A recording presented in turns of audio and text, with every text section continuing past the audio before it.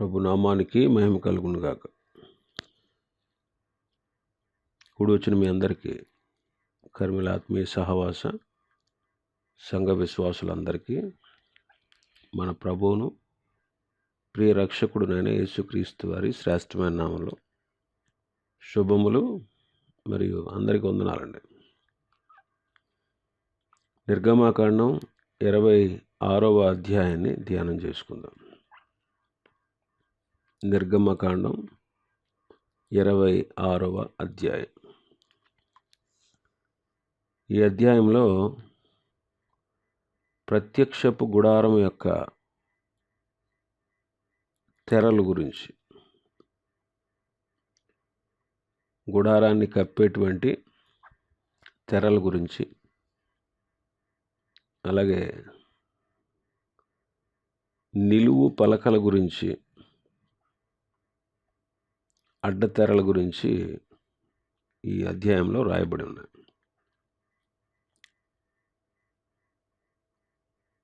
మొదటి నుంచి 14 వచనాల వరకు మందిరమును కప్పి ఉంచే తెరలు మనం చూస్తాం. మొదటి నుంచి 14 వచనాల వరకు.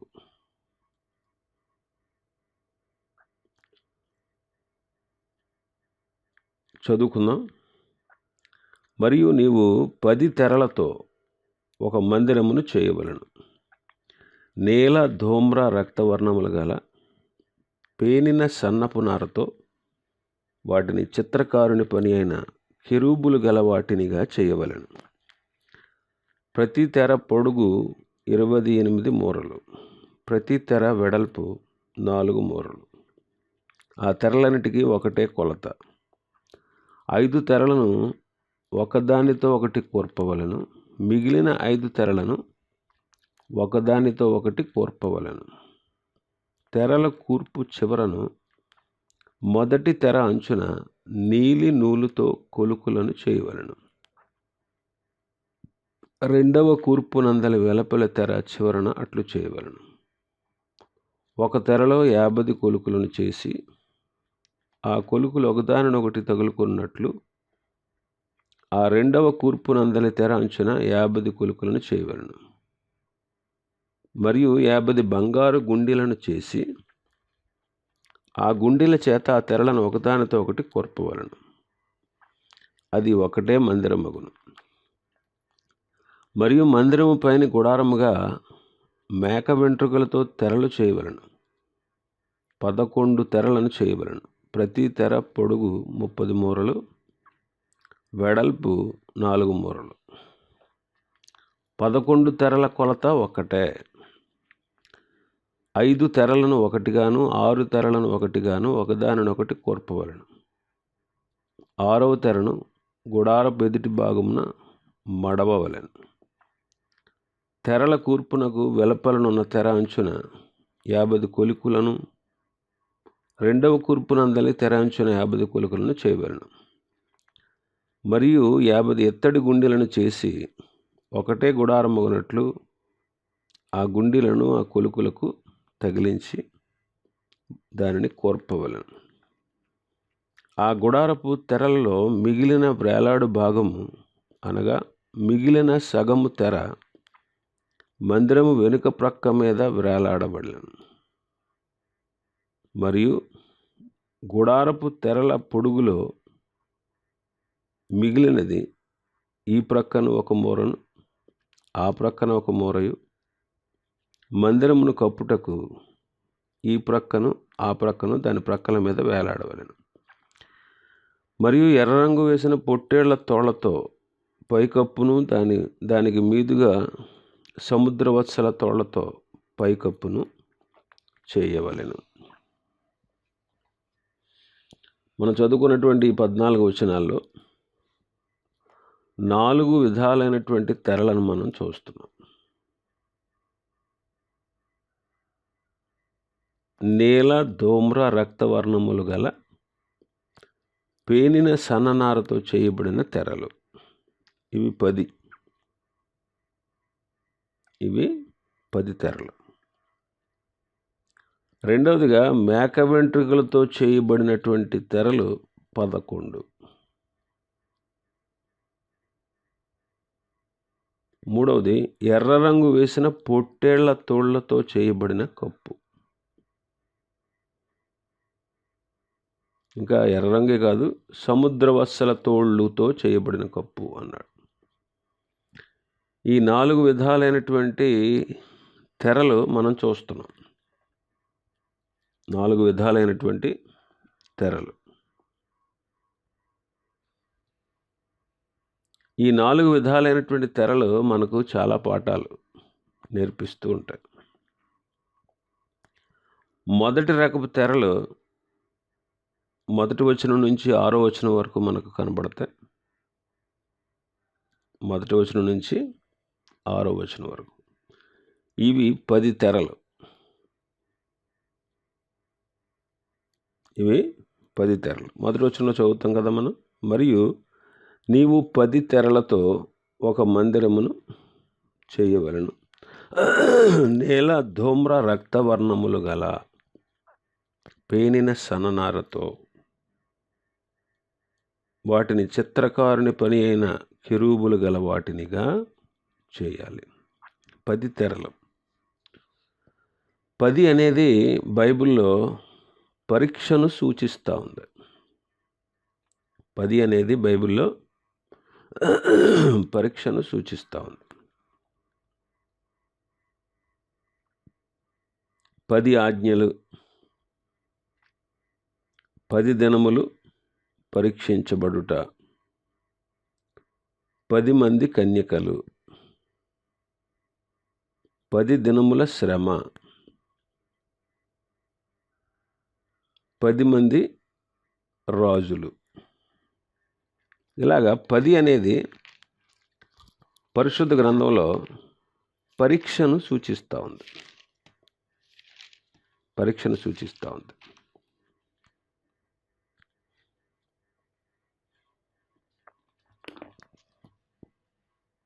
నిర్గమాకాండం 20వ అధ్యాయం 1 నుంచి 12 వచనాలు మనం చదివితే అందులో 10 ఆజ్ఞలు ఉన్నాయి. ఈ 10 ఆజ్ఞల చేత మానవుడు పరీక్షించబడినప్పుడు మానవుడు ఓడిపోయాడు.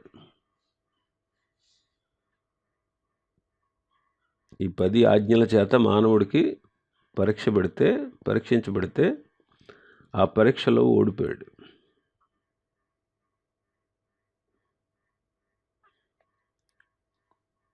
దానియేలు గ్రంథం 1వ అధ్యాయం 12వ వచనం. దానియేలు గ్రంథం 1వ అధ్యాయం 12వ వచనం నుంచి చూస్తే, భోజనమునకు శాఖ ధాన్యాదులు, పానమునకు నీళ్లు నీ దాసులమగు మాకు ఇప్పించి దయచేసి 10 దినముల వరకు మమ్మును పరీక్షింపు. దానియేలు, షడ్రకు, మేషకు, అబేద్నెగో వాళ్ళ రాజు సముఖానికి తేబడ్డారు. వాళ్ళు రాజవంశీకుల్లో ముఖ్యులు. లోపము లేని సౌందర్యము కలిగినటువంటి వాళ్ళు, సకల విద్యా ప్రావీణ్యత కలిగినటువంటి వారు, జ్ఞానం కలిగినటువంటి వారు, తత్వజ్ఞానం తెలిసినటువంటి వారు, రాజు నగరంలో నివసించదగిన వారు. ఇలాంటి వాళ్ళలో కొంతమందిని సెలెక్ట్ చేస్తే 4 వచ్చారు. దానియేలు, షడ్రకు, మేషకు, అబేద్నెగో. వాళ్ళకి స్పెషల్ మీల్స్ అన్నమాట, ప్రత్యేక భోజనం. వాళ్ళకి ప్రత్యేక భోజనం.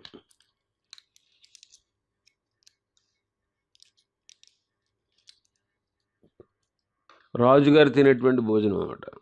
రాజు భుజించు భోజనము, రాజు పానము చేసే ద్రాక్షారసం వాళ్ళకి ఇవ్వాలి.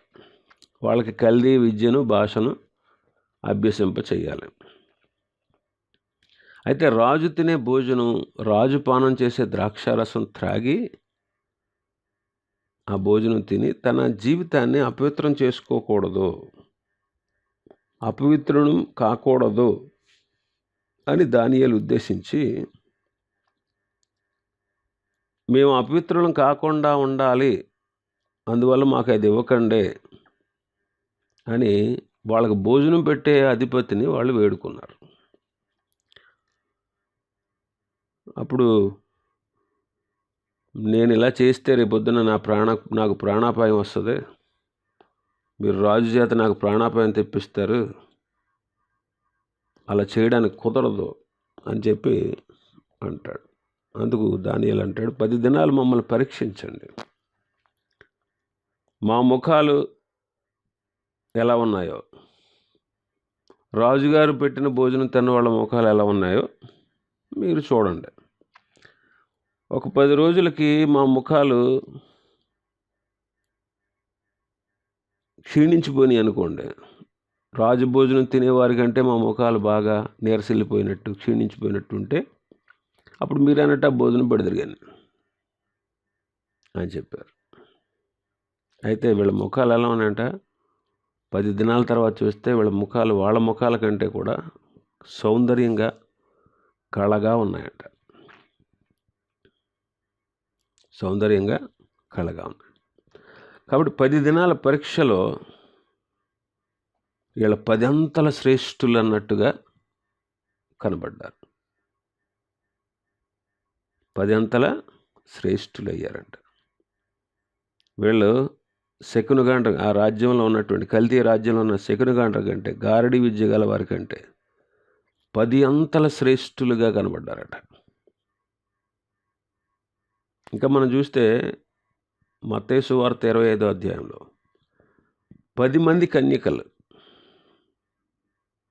10 మంది కన్యకలు పరీక్షా దినం వచ్చినప్పుడు 5 మాత్రమే నిలిచారు.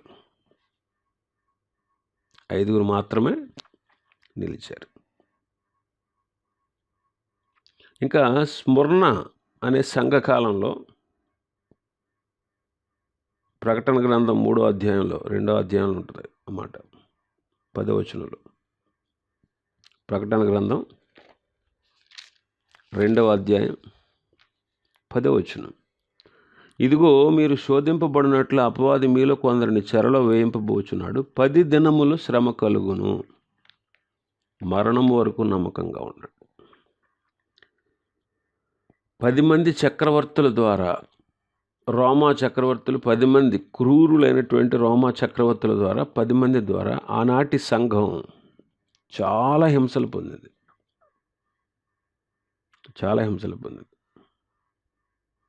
10 మంది చక్రవర్తుల ద్వారా సంఘం శ్రమల చేత పరీక్షించబడితే ఆ సంఘం అత్యంత అభివృద్ధి కలిగి అత్యున్నతమైన స్థాయికి వచ్చింది. అందుకే ఆ సంఘంలో లోపాలు కనబడవు.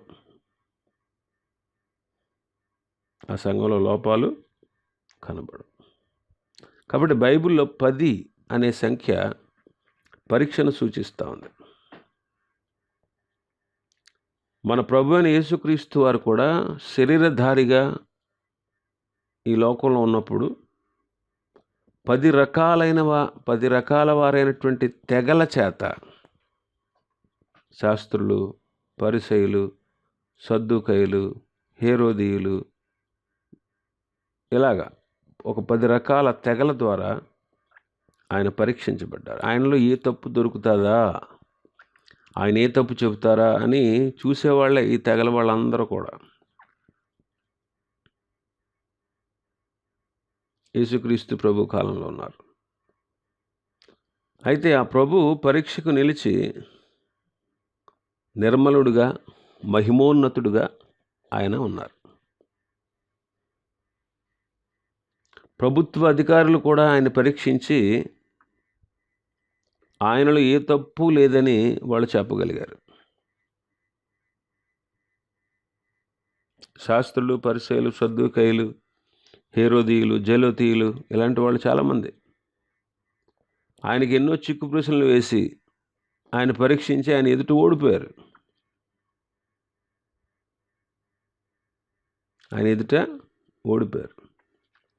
ఏ లోపాన్ని కూడా ఆయనలో కనుగొనలేకపోయారు. అలాగే ఈ దినాల్లో దేవుని పిల్లలైనటువంటి మనల్ని ఈ లోకం పరీక్షిస్తూ ఉంటుంది. దేవుడు కూడా మన మేలు కోరి అనేకసార్లు మనల్ని పరీక్షిస్తూ ఉంటారు. సాతానుగాడు కూడా అనేకమైన శ్రమలని, శోధనల్ని తెచ్చి మనల్ని శోధిస్తూ ఉంటాడు. కాబట్టి పరీక్ష అనేది దేవుని పిల్లలకు చాలా ప్రయోజనకరమైనది. కొంతమందికి పరీక్షలంటే భయం, చదువుకునే పిల్లలకి, యవనస్తులకి. కొంతమందికి పరీక్షలంటే భయం, ఎందుకంటే చదవలేని వాళ్ళకి పరీక్షలంటే భయం. కొంతమందికి పరీక్షలంటే సంతోషం. పరీక్షలు ఎప్పుడు అయిపోతాయా, ఎప్పుడు రాయాలా, ఎప్పుడు వస్తాయని ఎదురు చూసేవాళ్ళు కొందరైతే, ఇప్పుడప్పుడే పరీక్షలు పెట్టకుండా ఉంటే బాగుండని చూసేవాళ్ళు కొందరు. కాబట్టి పరీక్షలు విద్యార్థులకు అవసరం. విద్యార్థులని ఉన్నతమైన స్థాయికి తీసుకొస్తాయి పరీక్షలు. కాబట్టి దేవుని పిల్లలకు కూడా పరీక్ష అనేది చాలా ప్రయోజనకరమైనది.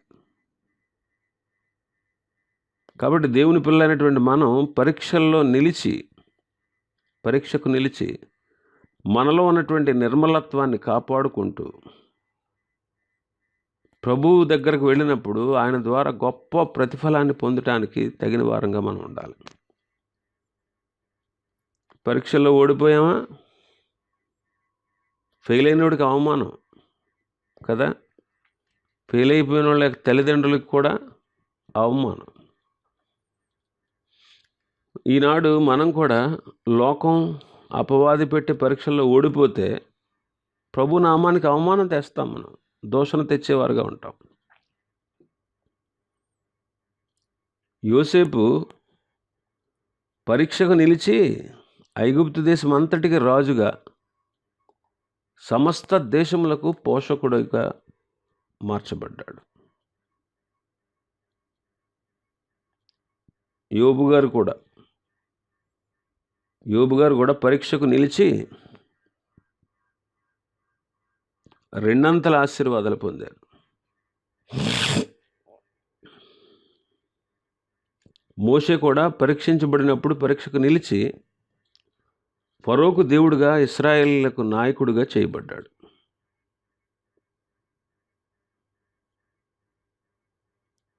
ఈనాడు దేవుని పిల్లలైనటువంటి మనం కూడా యేసుక్రీస్తు ప్రభువులాగా ఆనాటి ఆ భక్తులను పోలి పరీక్షకు నిలిచి మనం దేవుని దగ్గర గొప్ప ప్రతిఫలాన్ని పొందాలి. ఇది మొదటి విషయం. 10 తెరలు అనేది 10 అనేది పరీక్షకు సూచనగా ఉంది. రెండవది తెరల యొక్క రంగు. ఈ 10 తెరల యొక్క రంగు ఏంటి? నీల, ధూమ్ర, రక్త వర్ణములు. నీల, ధూమ్ర, రక్తవర్ణములు కలిగినటువంటి తెరలు అన్నమాట. మొదటిది నీలము. మొదటిదేంటి? నీలం. నీలం అనేది ఆకాశపు రంగు, ఆకాశ వర్ణం అన్నమాట. ఇది పరలోకాన్ని సూచిస్తూ ఉంది. ప్రభు అయిన యేసుక్రీస్తు పరలోకము నుండి వచ్చినవాడు. ఆయన పరలోక సంబంధి. మన ప్రభు ఎవరు చెప్పండి? పరలోక సంబంధి. యోహాను సువార్త 3వ అధ్యాయం 13వ వచనం. యోహాను సువార్త 3వ అధ్యాయం 13వ వచనం. 13. పరలోకము నుండి దిగి వచ్చిన వాడే, అనగా పరలోకములో ఉండు మనుష్య కుమారుడే తప్ప పరలోకమునకు ఎక్కిపోయిన వాడెవడనూ లేడు. పరలోకమునకు ఎక్కిపోయిన వాడు ఎవరు లేరు. పరలోక సంబంధి మన ప్రభు. యోహాను సువార్త 6:38. నా ఇష్టమును నెరవేర్చుకున్నటకు నేను రాలేదు, నన్ను పంపిన వాని చిత్తము నెరవేర్చుటకే పరలోకము నుండి దిగి వచ్చి తిని. నన్ను పంపిన వాని చిత్తము నెరవేర్చుటకే పరలోకాన్ని నుంచి దిగి వచ్చాను అంటారు. మరొక చోట అంటారు, పరలోకము నుంచి దిగి వచ్చిన జీవాహారము నేనే. పరలోకం నుంచి దిగి వచ్చిన జీవాహారమును నేనే అంట. కాబట్టి ప్రభు పరలోకాన్నించి దిగి వచ్చారు. పరలోకవాసి. ఆయన దేవునితో సమానముగా ఉన్నవాడు. ప్రభు అయిన తండ్రి దగ్గర ఆయన రొమ్మును ఆనుకుని ఉన్నవాడు. దేవునితో సమానంగా ఉన్నవాడు ఆయన. ఫిలిప్పీ పత్రిక 2వ అధ్యాయం 6వ వచనం. ఫిలిప్పీ 2:6. ఆయన దేవుని స్వరూపము కలిగిన వాడై ఉండి దేవునితో సమానముగా ఉండుట విడిచిపెట్టకూడని భాగ్యమని ఎంచుకొనలేదు. కాబట్టి దేవునితో సమానముగా ఉన్నవాడు ఆయన.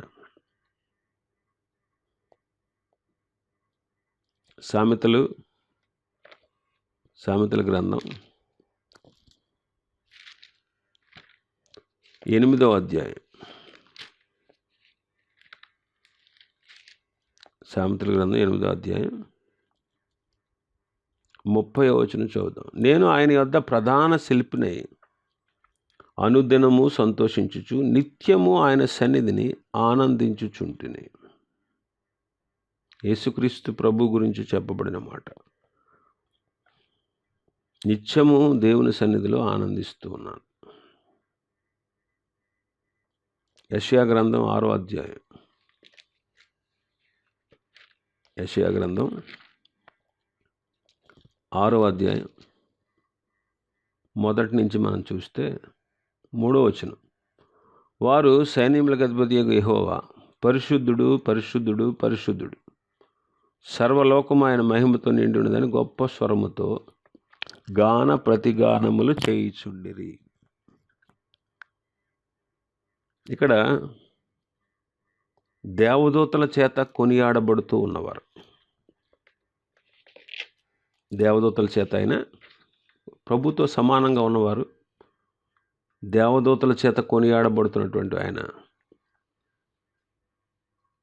మానవుల రక్షణ కొరకు ఆ రక్షణ కార్యం సిద్ధం చేయడానికి కొరకు ఆయన పరలోకాన్ని నుంచి దిగి వచ్చి ఆ రక్షణ కార్యాన్ని సిద్ధపరిచి ఆరోహణుడై వెళ్ళారు. కాబట్టి ఆయన పరలోకవాసి. నిత్యము దూతల చేత కొనియాడబడుతూ ఉండేవారు. పరలోకం నుంచి దిగి వచ్చిన జీవాహారం, తండ్రి సన్నిధిని ఉన్నటువంటి అద్వితీయ కుమారుడైన, తండ్రితో సమానమైన హోదా కలిగిన వారు యేసుక్రీస్తు. పరలోకవాసి అయిన ఆయన జీవాహారముగా మన కోసం దిగి వచ్చి మన రక్షణ కొరకు మనకు రక్షణ కార్యాన్ని పూర్తి చేసి సంసిద్ధపరిచి పరలోకానికి వెళ్ళిపోయారు.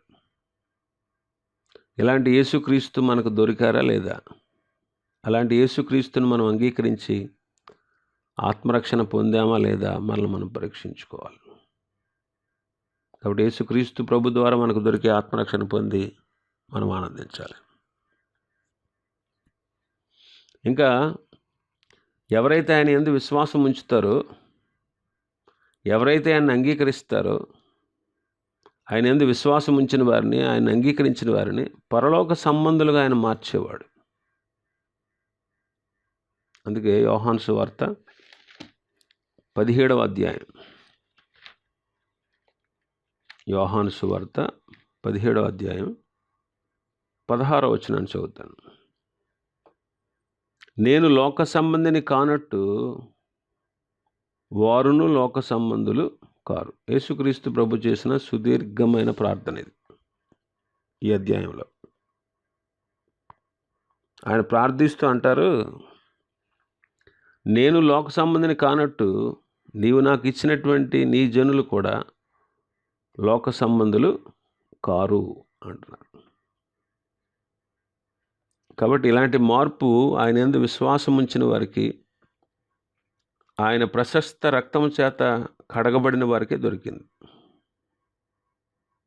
కాబట్టి మనల్ని కూడా పరలోక రాజ్య వారసులుగా చేశారు. అందుకే ఫిలిప్పీ పత్రిక 3వ అధ్యాయం, ఫిలిప్పీ పత్రిక 3వ అధ్యాయం 20వ వచనం పౌలు గారు అంటారు, మన పౌరస్థితి పరలోకమునందున్నది, అక్కడ నుండి ప్రభువైన యేసుక్రీస్తు అనే రక్షకుని నిమిత్తము కనిపెట్టుకొని ఉన్నాం. మన పౌరస్థితి పరలోకమందున్నది.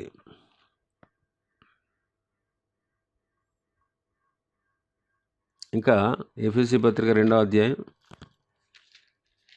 7వ వచనం, క్రీస్తు యేసునందు మనలను ఆయనతో కూడా లేపి పరలోకమందు ఆయనతో కూడా కూర్చుండబెట్టెను.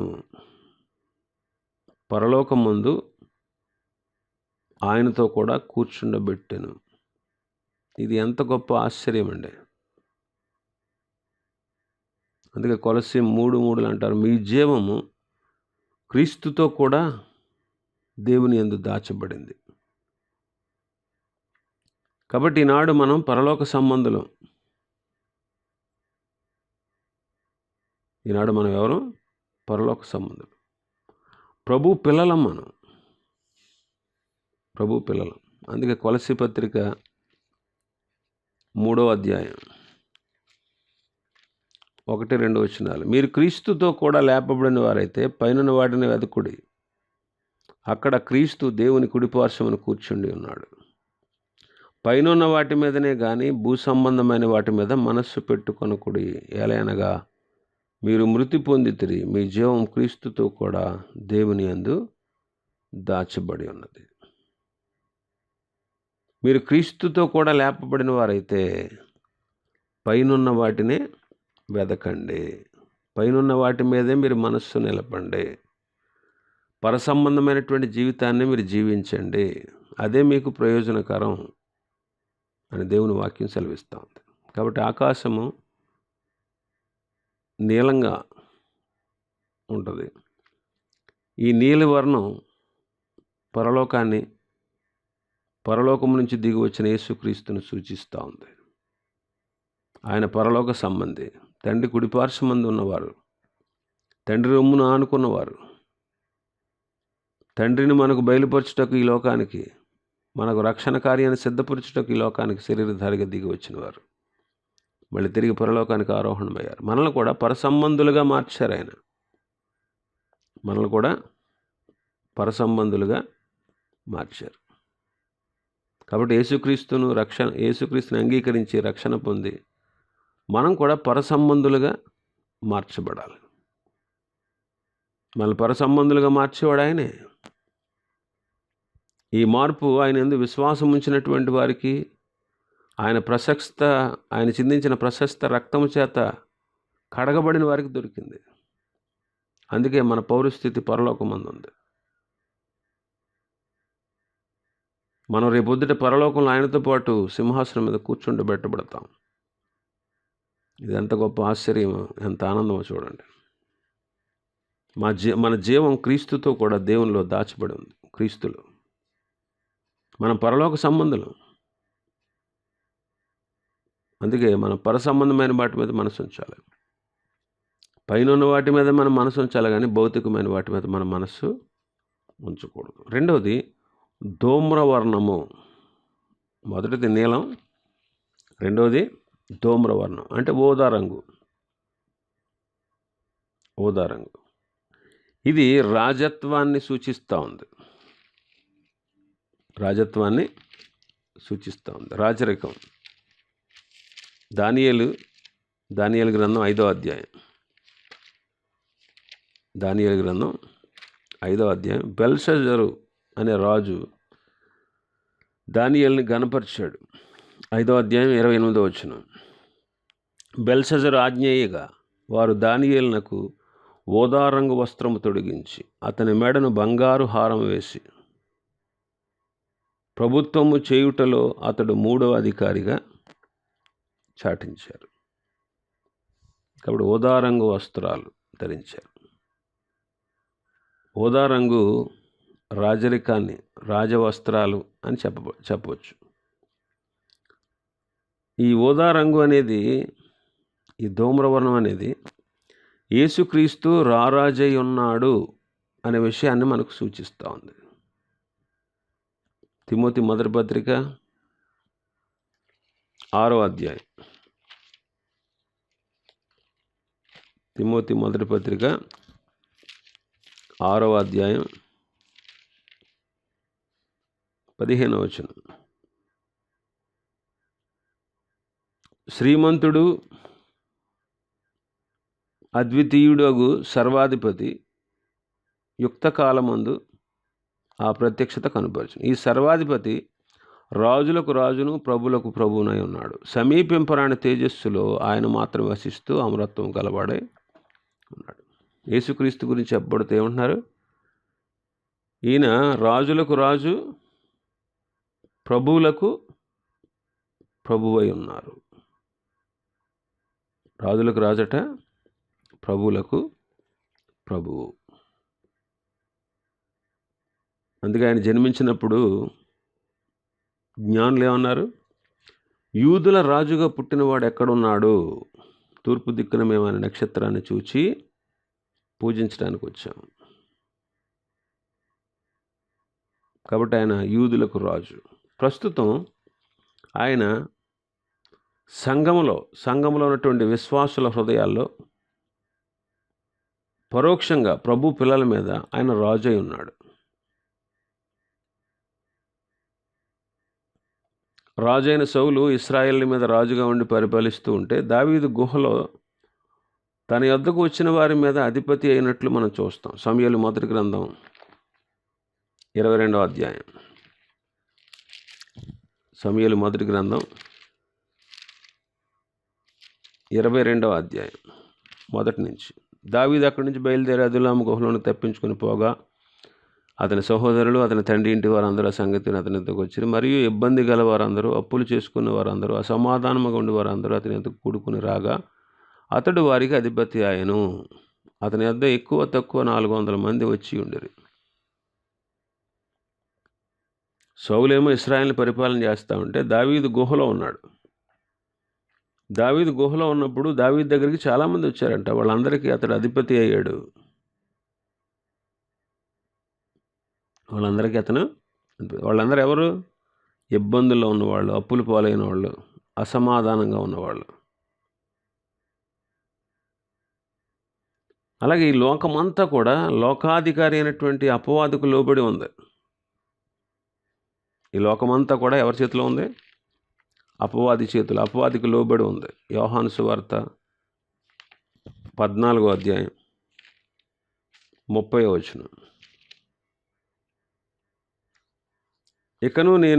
ఇకను మీతో విస్తరించి మాట్లాడను. ఈ లోకాధికారి వచ్చుచున్నాడు, నాతో వానికి సంబంధం ఏమీ లేదు. యోహాను మొదటి పత్రిక 5వ అధ్యాయం. యోహాను మొదటి పత్రిక 5వ అధ్యాయం 19వ వచనం. మనము దేవుని సంబంధమనియు లోకమంతయు దుష్టుని యందున్నదనియు దుష్టుని యందు పడి ఉన్నదనియు ఎరుగుదుము అంట. కాబట్టి లోకమంతా దుష్టుని యందు పడి ఉంది. లోకాధికారి అయిన సాతానుకు లోకం లోబడుతూ ఉంది. అయితే నేడు మనం సామెతల గ్రంథం 3వ అధ్యాయం 6వ వచనం ప్రకారం మనం సంపూర్ణంగా ఆయన అధికారానికి లోబడాలి. నీ ప్రవర్తన అంతటి యందు ఆయన అధికారానికి నువ్వు ఒప్పుకో అని సామెతల గ్రంథకర్త చెప్తారు. మన ప్రవర్తన ఎంతటి యందు ఆయన అధికారానికి మనం ఒప్పుకోవాలి. అప్పుడు ఆయన మన త్రోవల్ని సరళం చేస్తారు.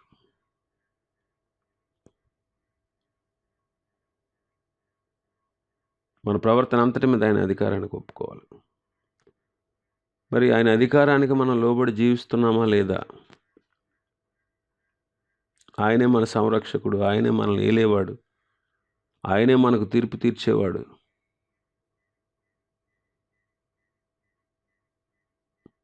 అందుకే పేతురు రాసిన మొదటి పత్రిక 3వ అధ్యాయం 16లో,